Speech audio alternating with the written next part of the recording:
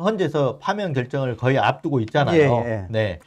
저희들은 이제 아직 안 했지만 파면 결정을 안 했지만 저희들이 파면으로 예상을 하고 있으니까 그렇게 되면 그 다음부터는 이제 뭐 경호 문제라든가 형사법정이 들어갈 때도 지금처럼 그렇게는 안 양복 될 입고 거다. 넥타이 매고 그렇게는 네. 이제 안 될 안 거다. 되는 거죠. 예, 예상하고 있습니다. 그래서 아마 그때는 이제 수의 입은 모습도 볼 수 있을 거고 박근혜 전 대통령 그렇게 봐서 많이 보여줬잖아요. 그렇죠. 수의 입고 이명박 대통령도 마찬가지였고. 네, 이명박도 마찬가지였고 윤석열도 지금 그런 날이 얼마 남지 않았다. 얼마 남지 않은 게 아니라 지금 이제 뭐 바로 넘어가죠. 남은 거죠. 뭐. 바로 넘어가죠. 25일 날 이제 최종 변론이 마무리가 되잖아요. 그러면 그로부터 2주 뒤에 탄핵 파면성 이제 탄핵 선고. 아직 뭐 선고일이 정해지진 않았지만은 이제 박근혜 전 대통령 같은 경우에 이제 최후 진술을 하고 나서 11일 뒤에 선고가 됐고 노무현 대통령은 최후 진술 끝나고 14일 뒤에 선고가 됐거든요. 그래서 14일 2주로 잡으면은 2월 25일 날 이제 종결이 되고 2주 뒤라고 하면 3월 11일이거든요. 그래서 지금 뭐 3월 11일쯤에 선고가 나지 않겠냐라고들 지금 예상을 하고 있죠. 근데 이제 보통 2주인데 그 전에 노무현 전 대통령 같은 경우는 박근혜 전 대통령은 11일이었단 말이에요. 노무현 그래서 대통령 더 당겨질 수도 있고 왜냐하면 박근혜 전 대통령은 쟁점들이 되게 많았어요. 근데 이거는 쟁점들이 4개, 5개? 우리가 이제 지금 이제 바로 쟁점 얘기를 하겠습니다만 5개 정도로 이렇게 축약할 수 있을 거고 그럼 거기에 대해서 이미 거의 다 정리됐고 이게 평의해서 현재 결정문 쓰는 시간들만 있으면 되거든요. 그렇게 보면 더 당겨줄 수 있다. 그러면 지금 이제 3월 6일 둘째 주냐 셋째 주냐 이렇게 보는데 꼭 그 헌재 선고는 6일이냐 목요일, 화요일, 목요일 하지 않아도 됩니다. 지금 변론은 화요일, 목요일만 해왔는데 선고는 최종 선고는 뭐 아무 때나 지정한 기일에 그냥 헌재가 하면 되는 거거든요. 근데 과거에 보면 최종 변론 때 박근혜 전 대통령 때도 보면 최종 변론 때 언제 선고일 선고한다 얘기를 안 했어요. 안 하고 최종 선고일로부터 사나흘 전에 박근혜 전 대통령 사흘 전에 얘기를 했거든요. 사나흘 전에 언제 선고한다고 공지를 하게 됩니다. 그렇기 때문에 이제 이렇게 본다면 3월 7일 선고로 가능할 수 있어요. 3월 7일 금요일. 보통 금요일 날 선고 저는 중요한 선고들은 금요일 날 많이 하는데 왜냐? 이게 주말을 거치면서 또 지금은 이제 집회도 있고 그러지만 한번 이렇게 뭐라 그럴까요? 쭉 올라갔다 이렇게 차분해지는 면이 있잖아요. 그래서 중요 선거들은 주로 이제 금요일 많이 하는데 제가 보기에는 3월 7일 빠르면 3월 7일 할 수도 있겠다 이렇게 생각을 하거든요. 그리고 나서 이제 그 다음 넘어가면 아니면 이제 아까 얘기하셨던 대로 11주가 되겠죠. 11주 중에 아무 일이나 되는 거죠. 그 정도 이렇게 선고가 이루어지겠다. 그러니까 빠르면 이르면 3월 7일, 3월 6일이나 7일, 그리고 늦으면 하면 3월 14일쯤 최종 선고가 나오지 않을까 싶습니다. 그러면 이로부터 대선은 60일 이내이기 때문에 5월 뭐 6일 이내, 그리고 5월 13일 이내 이렇게 되겠죠. 그러면 그렇게 되면 5월 6일이 연휴 기간이네요. 그러니까 5월 7, 8, 9 중에 하루 잡히거나 아니면 5월 1, 2일 잡히거나 대선일이 그리고 12, 13 중에 잡히거나 이렇게 될 것 같아요. 어쨌든 5월 중순 이전에 대선이 치러질 것 같다. 이렇게 볼 수가 있을 것 같습니다. 그러면은 우리가 뭐 벚꽃 대선이냐 장미 대선이냐 이 이야기가 많았는데 어쨌든 윤석열 측의 지연 작전, 지연 작전이 사실 어느 정도는 통한 거 아니에요. 이게 박근혜 전 대통령 탄핵보다는 훨씬 쟁점이 단순한 거거든요. 단순한 거기 때문에 이거는 우리가 이제 4월 벚꽃 대선까지도 좀 기대를 했었는데 어찌됐든 장미 대선으로 치러질 가능성이 거의 차려졌다. 제가 보기에는 헌재에서 지은 작전은 거의 안 통했다고 보거든요. 왜냐하면 박근혜 때도 무수하게 증인 시절을 많이 했거든요. 똑같아요. 하면서 그 지연 작전을 폈는데 그때도 마찬가지고 지금도 마찬가지고 기회를 한 번 더 준 거 정도 지금 그 정도고 지연 작전은 어디서 나타났냐면 사실은 체포 과정에서 나온 거죠. 공수처의 헛발질들이 계속되면서 체포 과정에서 쭉 이제 지연 작전 나오면서 그때 그런 순조롭게만 진행이 됐으면 복고 대선이 된 거죠. 네, 네. 그렇죠. 네. 근데 뭐 어차피 지금 5월 중순, 네. 뭐 5월 첫째 어쨌든 5월 15일 네, 네. 이전에 대선이 치러질 가능성이 굉장히 지금 높아졌다. 네, 네. 이렇게 볼 수 있겠고요. 일단 윤석열을 이제 어떻게 해서 아까 그 대선까지 갔는데 예. 그러려면 파면 선고가 나와야 되잖아요. 예. 그래서 쟁점 한번 짚어보죠. 왜 8대 0을 예측하고 어떤 쟁점들을 갖고 어떻게 해왔는지 좀 정리해 주는 게 필요할 것 같아요. 네. 첫 번째 저희가 이제 여러 번 얘기했지만 이번에 쟁점 사안들은 크게 비상계엄, 국회 봉쇄, 그리고 정치인 체포, 그리고 선관위 침탈한 거, 그리고 언론사 단전 단수 이렇게 볼 수 있을 것 같아요. 그리고 이제 비상계엄에서는 뭐 국무회의 절차 지켰냐 안 지켰냐, 그리고 포고령 위반이 있었냐, 포고령에 대해서 그게 위헌이냐 위법이냐 이런 얘기들 갖고 이제 얘기들이 나올 것 같은데 하나씩 짚어보면 비상계엄 같은 경우 국무회의 여부에 대해서 지금 국무위원들도 이상민을 빼고는 그렇죠.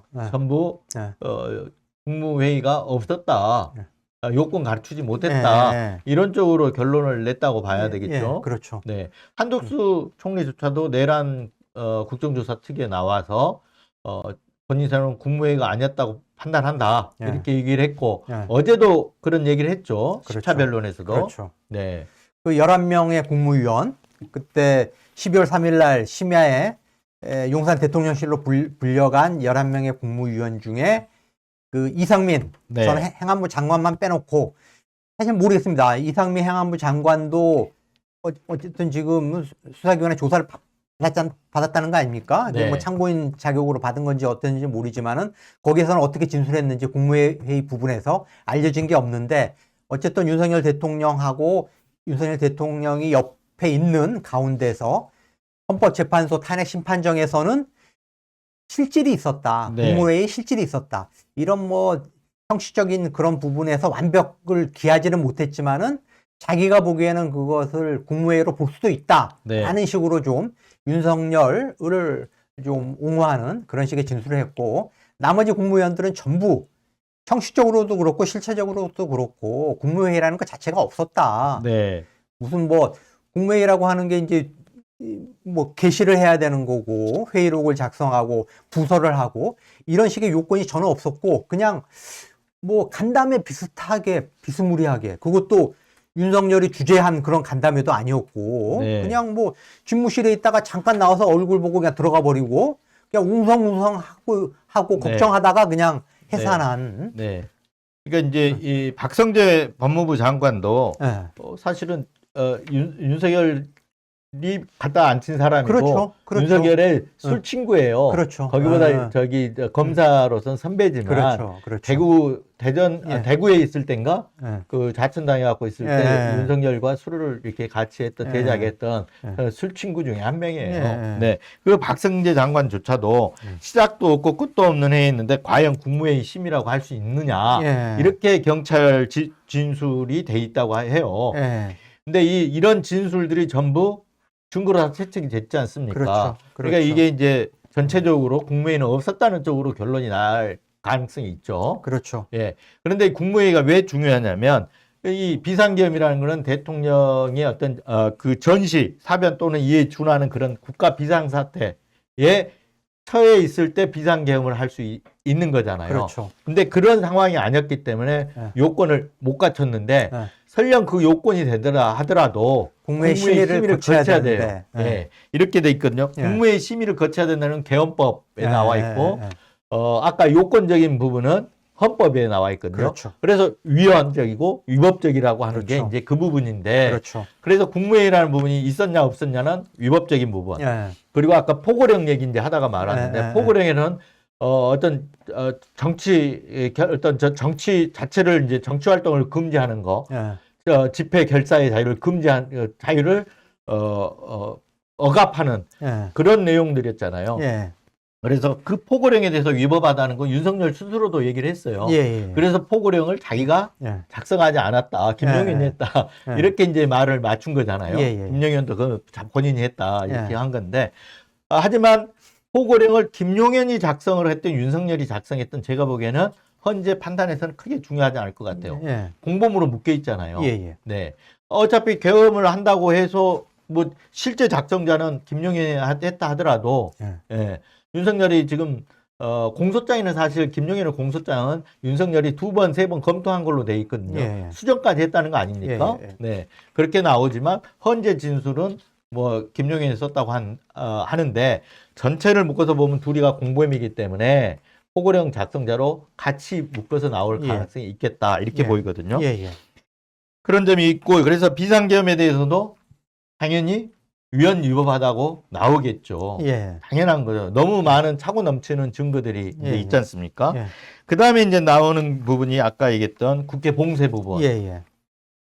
국회 봉쇄 부분도 이게 지금 그 당시 출동했던 여인영 방첩사령관 그리고 이준우 수방사령관, 곽종근 특전사령관 등에 의해서 다 거의 뒷받침이 예. 되는 거 아닙니까? 그렇죠. 그렇죠. 그 이진우 여인영 같은 경우는 뭐 헌재 나와가지고는 형사재판을 이유로 증언을 거부한다거나 예. 검찰 진술에 했던 내용들하고는 좀 반대로 이렇게 예. 증언하는 측면이 있었지만 예. 검찰에서 진술 조서 자체가 증거로 채택됐기 때문에 예, 예. 이 부분은 큰 문제는 없을 예. 것 같아요. 그리고 거기에 대해서 정확하게 진술하는 사람들이 많았잖아요. 예, 특히 그렇죠. 조성현 예, 예. 수방사 경비단장이었죠. 일경비단장. 네, 조성현 단장 같은 예. 경우는 그 당시에 의원을 끌어내라 예. 이런 지시를 받았다는 걸 예. 그걸 부하들이 다 알고 있다. 예, 예. 거짓말을 하지 못한다. 예, 예. 이렇게까지 진술이 다 예. 증언이 돼 있고요. 그렇죠. 네, 그 증언이 사실은 이준우나 예. 여인영이 와가지고 형사재판을 이유로 증언 거부를 하고 예. 거꾸로 증언을 했지만 예. 조성현 그 단장, 조성현 대령의 증언으로 인해서 전부 뭐 핵폭탄 같은 증언이 된 거죠. 다 뒤집어 엎는 예. 그런 부분들이 있기 때문에 이것도 국회 봉쇄 인정이 될 거다. 예. 여기에 대해서 뭐 이 얘기를 하면서 의원을 끌어내라 그랬냐, 요원을 끌어내라 그랬냐 이게 논란이 되긴 했습니다. 예. 네, 그래서 그때 뭐 국회 요원이다, 국회의사당약이 아니라 예. 국회 요원역 뭐 이런 패러디들도 등장을 했었는데 예. 뭐 지금 이제 나중에 인원이라는 말을 윤석열이 안 쓴다. 예. 의원 대신에 곽종근 특전사령관이 나와서 인원을 끌어내라고 한 것 같다라고 끌어내라고 했다라고 얘기를 하니까 왜 의원이냐 인원이냐 이렇게 말이 바뀌느냐 하면서 인원 얘기에 대해서 윤석열이 나 인원이라는 얘기 안 쓴다. 사람을 지칭할 때 인원이라고 말 안 한다고 그랬는데 그 얘기 뒤에 1분 30초인가 뒤에 계속해서 인원 하지 않습니까? 이런 얘기도 있었고요. 그래서 결론은 국회 봉쇄 부분도 인정이 된다. 뒷받침된다. 그 내용들이 아까 준비되어 있는데 이준우 사령관의 검찰 진술 조서 내용인데요. 한번 공소장에 나온 내용인데 한번 자료화면 좀 띄워줘 보실래요? 네. 그 화면을 띄워줘 보세요. 하나씩. 네. 거기 보면 4인 1조로 들쳐오고 나오라는 얘기도 있고 4명이 1명씩 들쳐오고 나오라 해. 저게 검찰에서 이준우 수방사령관의 진술 조서거든요. 이게 3번 통화가 이루어졌다는 건데 그리고 2번째 통화에서는 뭐 그다음에 문을 부수고 들어가서 총을 쏴서라도 문 부수고 들어가서 끌어내라. 네, 이렇게 지시가 있었다는 거고 3번째 또 통화에서는 뭐 지금 190명이 확인이 안 되니까 들어왔다고 하는데 확인 안 되니까 그냥 끌어내라. 계속해. 이렇게 지시하는 거잖아요. 그렇죠. 내가 2차, 2번, 3번 개헌하면 되니까. 이게 이제 이렇게 이진우 수방사령관이 검찰에 진술을 하고도 헌재에 와가지고는 지시받은 바가 없다거나 형사재판을 이유로 증언을 거부를 했는데 너무 구체적이지 않습니까? 그렇죠. 네. 그렇죠. 이런 내용들이 있었고요. 그래서 국회 봉쇄도 충분히 인정이 되는 부분. 그리고 나중에 나온 게 이제 최근에 나온 게 국회 단전 단수, 예. 특히 단전 얘기가 예. 확인이 됐지 않습니까? 예. 그 CCTV로도 확인이 됐잖아요. 예. 네. 이게 결국은 국회 단전과 관련된 부분이죠. 예. 네. 윤건영 의원이 오늘 저 이제 국회 단전하러 가는 때 그 양재용 국방부 국회협력단장이 길을 안내해줬다. 이런 오늘 또 내란 국정조사 특위에서 이런 부분들이 지금 나왔거든요. 그 부분도 한번 준비됐으면 한번 영상을 한번 보고 가실까요? 그러니까 병력 안내에 대한 요구 사항이었던 거죠. 그렇습니다. 2016년부터 2017년까지 1년 5개월 동안 국회 협력단에서 일을 하셨어요. 국회를 누구보다 잘 아시고 국회 본청 협력단실은 바뀐 게 없어요. 누구보다도 국회를 제일 잘 알기 때문에 김용현 전 장관은 단장께 단장과 수방사령관 통화를 하라, 특전사령관 통화를 하라고 이야기를 한 거예요. 왜? 국회 협력단 근무 경력이 2번이나 있기 때문에 그런 겁니다. 국회 내부 상황을 누군가의 밖에 있는 군에게, 계엄군에게 알려줬는데 누가 알려줬을까? 국회 내부에는 단장님을 비롯한 협력단이 있었던 겁니다. 707 특임대가 유리창을 깨고 왔는데, 그리고 들어와서도 지하로 바로 단전과 관련해서 지하로 바로 내려갑니다. 국회 본관 분전함 중에 유일하게 노출된 한 곳을 끊었습니다.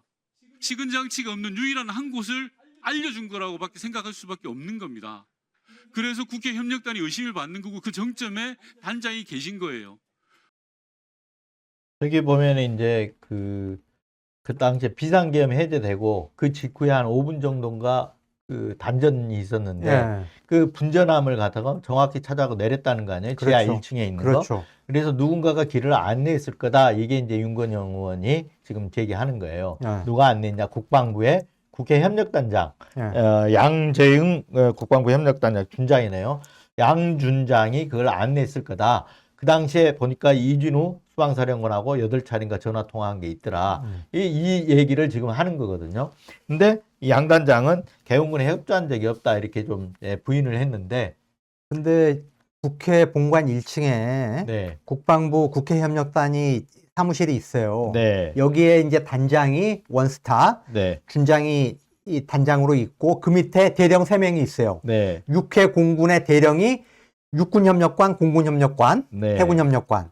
그래가지고 입법부, 국회하고의 어떤 협조할 그런 사항들이 있으면 이제 논의를 하는 그런 기관으로 나와 있는데 보니까 12월 2일 날 오전에 김용현 장관이 이진우 사령관한테 필요할 경우에 비상계엄이 선포되고 이제 국회에 진입하게 되면은 필요한 경우에 국방부 국회협력단장의 지원을 받아라, 협조를 받아라 네, 네. 라고 이야기를 한 게 지금 검찰 진술에 나와 있어요. 네. 그렇기 때문에 그 이준호 사령관이 또 실제로 양재원 네. 단장하고 여러 번 통화를 했고 네. 그렇기 때문에 이 사람들이 그 지하 1층에 그걸 어떻게 찾겠어요? 네.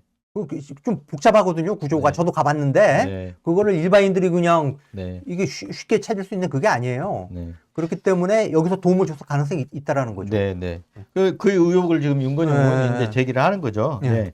그래서 이런 이제 국회 봉쇄 이런 부분들도 네. 저거 윤건영 의원이 얘기한 건 이제 네. 오늘 나온 거지만 예. 누가 안 냈냐 이건 이제 오늘 나온 거지만 단전이 있었고 예. 그거는 이제 물리적으로 확인이 되는 거잖아요. 예. 그리고 아까 얘기했던 그 3명의 사령관들의 어떤 예. 검찰 진술 예. 이런 걸로 이제 보면 예. 국회 봉쇄도 예. 인정이 될 거다. 예. 이렇게 이제 보이는 거고요. 예. 또 그다음에 넘어가면 그다음에 선관위 침탈 부분은 예. 윤석열 스스로 본인이 보냈다라고 얘기했잖아요. 예. 부정선거 확인하기 위해서 예. 자백을 한 거잖아요. 예. 거기에다 이제 김용빈 선관위 사무총장도 나와가지고 휴대폰을 선관위 직원들이 휴대폰을 압수했다. 예. 그 자체가 감금이고 오갑이다. 이렇게 얘기를 했잖아요. 그래서 예. 선관위 침탈 이 부분도 예. 헌법기관이잖아요. 선관위가 예. 헌법기관에 대해서 예. 강제적으로 이렇게 뭐 감금하고 강압하고 이런 부분 침탈했다는 부분이 예. 인정이 될 거다. 예. 이건 윤석열 스스로도 이제 자백한 부분이고 예. 그 다음에 네 번째가 이제 네 번째가 정치인 체포 부분이지 않습니까? 예. 네. 이건 또는 어떻습니까? 이게 정치인 체포 부분. 뭐 아까도 말씀하셨지만은 뭐 네. 이진우 수방사령관 뭐 3차례 통화해서 이제 한 거. 네.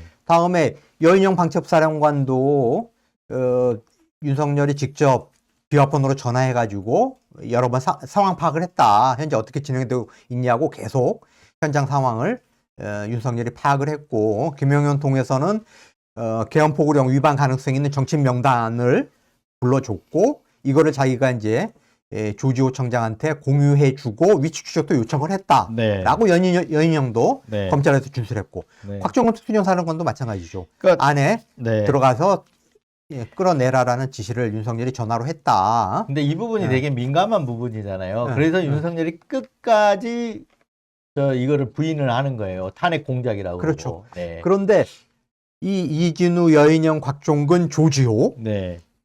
그 비상계엄 당일에 군 병력과 경찰력을 동원했던 지휘관들이 일관되게 윤석열이 전화해가지고 네. 끄집어내라고 했다. 네. 총을 쏘고 문을 부숴서라도 끄집어내라고 했다라고 진술을 하고 있고, 홍장호 국정원장 1차장도 이번 기회에 싹 잡아들여라. 네. 그리고 여인영 통해가지고 주요 체포인사 명단을 네. 받았다라고 이야기를 하고 있고, 네.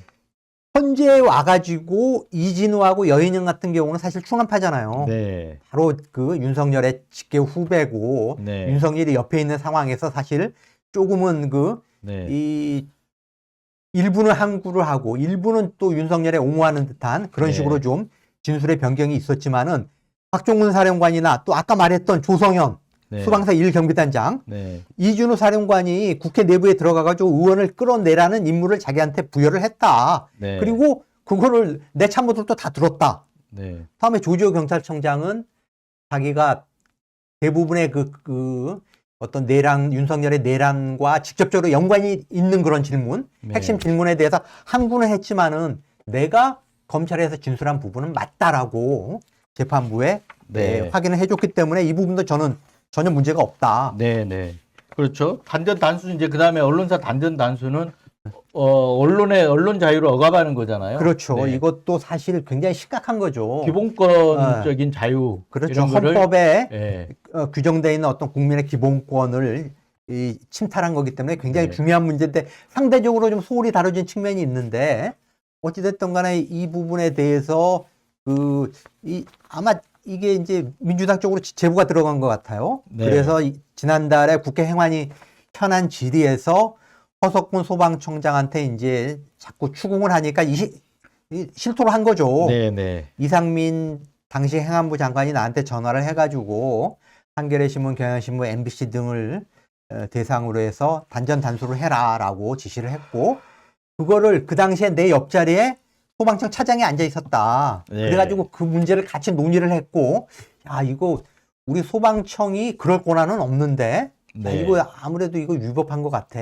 라고 해서 지시를 이행하지 않았다. 네. 라고 이제 답변을 한 거죠. 그 부분에 대해서 이상민 장관은 이것도 참 이해가 안 가는데, 자기가 비상계엄 선포한 당일날 용산 대통령실에 불려갔을 때 대통령 집무실에 들어갔더니 집무실 책상에 쪽지가 여러 장 있었는데, 네. 멀리서 보니까 소방청, 단전, 단수 이런 단어들이 적힌 쪽지가 있더라. 네. 그리고 거기에 보니까 MBC, 뭐 JTBC, 뭐 한겨레, 경향 네. 이런 단어도 보이더라. 이런 식으로 둘러댄 거예요. 이런 네. 식으로 둘러댄 거고, 그러면은 왜 소방청장한테 그렇게 이야기했냐라고 이제 헌재에서 질문이 나오니까, 만일의 경우에 대비해서 좀 소방청이 국민의 안전을 꼼꼼히 챙겨달라고 당부를 한 거다. 그렇게 하면서 내가 그런 이야기를 했을지는 모르지만은 직접적으로 언론사를 지명을 하면서 단전 단수 하라라고 지시한 건 아니다라고 이렇게 네. 둘러댔죠. 네. 그러니까 이제 5가지 쟁점들을 다 정리했는데 네. 거의 다 지금 이제 막 하루 종일 변론을 하고 윤석열 쪽에서 이게 물타기를 하고 하니까 헷갈릴 수 있지만 전부 헌재에서는 이런 쟁점들을 다 이렇게 하나씩 정리해서 보면 전부 다 유연 사유 있고 위법 사유였다, 이렇게 그렇죠. 정리가 될 거다. 그렇죠. 그러면 결론은 네. 평이 8명 전부가 네. 당연히 파면 결정한다, 네. 이런 거죠. 그렇죠. 네. 여기 이제 보면 아까 단사리님 우라통 터져야죠. 우라통 저도 터져 죽겠습니다. 이렇게 댓글 주셨고 이명숙님 네. 윤석열 노상원 똑같이 처벌받지 않나요? 네, 맞습니다. 같이 내란 공범들입니다. 예. 그렇고 대통령실이 있는 거지 도청도 다 된다는데 도대체 왜 용산으로 이전했으며 생각할수록 모든 게 이상해요 라고 댓글 주셨는데 네 맞습니다. 용산으로 이전한 문제, 관저 이전 문제 이런 것들 전부 다 한번 다시 지금 조사가 다 돼야 되거든요. 그렇죠. 새 정권에서 하든 아니면 내란 특검법을 하든 김건희 특검법을 하든 명태균 특검법을 하든 이 특검 과정에서 분명히 한번 짚고 넘어가야 되는 부분들입니다. 예.